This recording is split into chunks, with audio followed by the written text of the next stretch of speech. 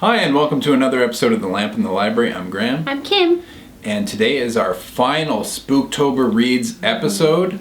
And today we're going to be talking about what we've read during the month of October for Spooktober Reads and what books we will actually be reading on the big day itself, October 31st.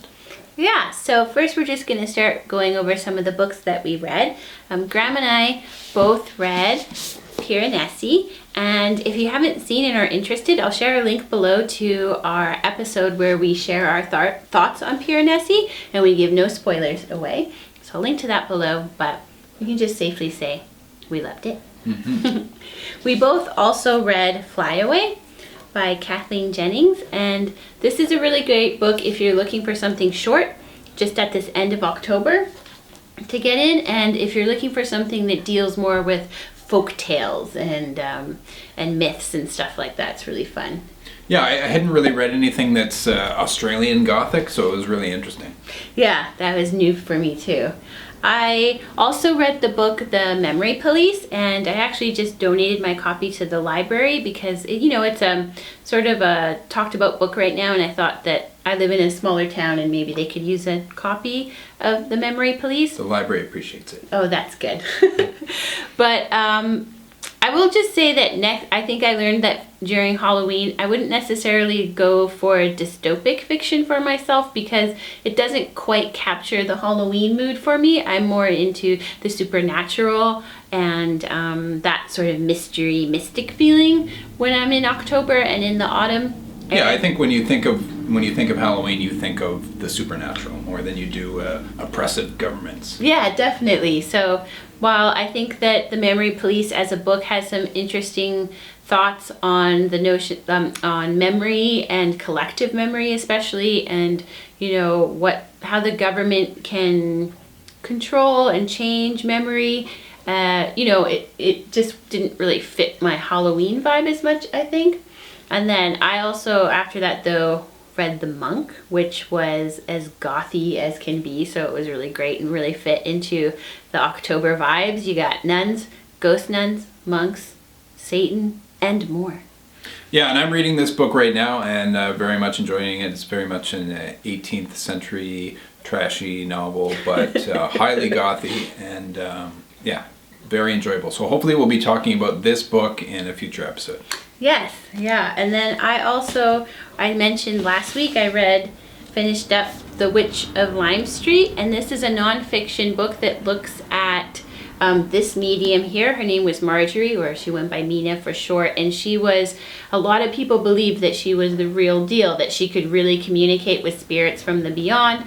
And then there's Houdini, who was just almost obsessed with showing the hoax that a lot of these mediums and people who said they could talk to spirits, showing how they were fake, and it has to do with a showdown between them because she's in a contest, and is she real?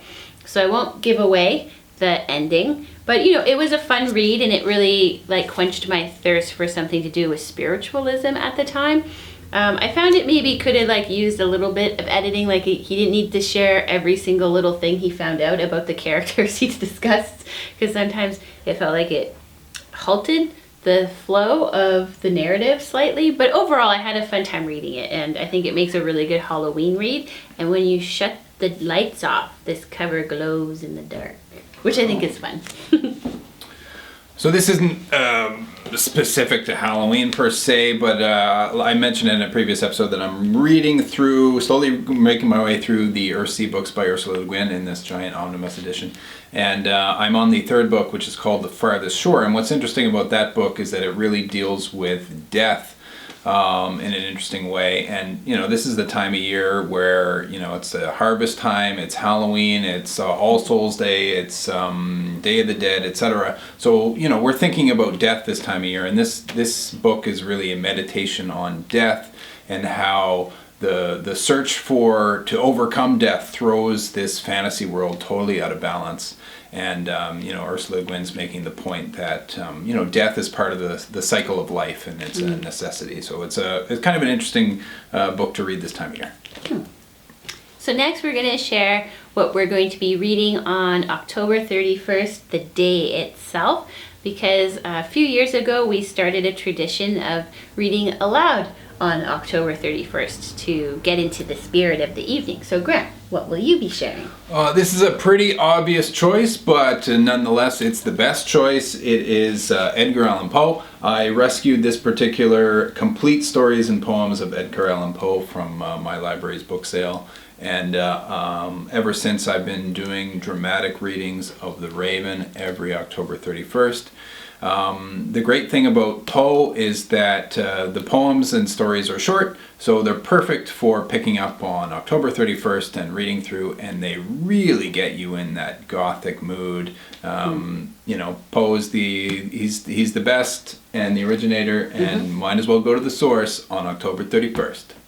Quoth the Raven, nevermore. An interesting tie-in is that reading this book I learned Houdini owned a desk that Poe previously owned. Because he was a Poe superfan. Yes.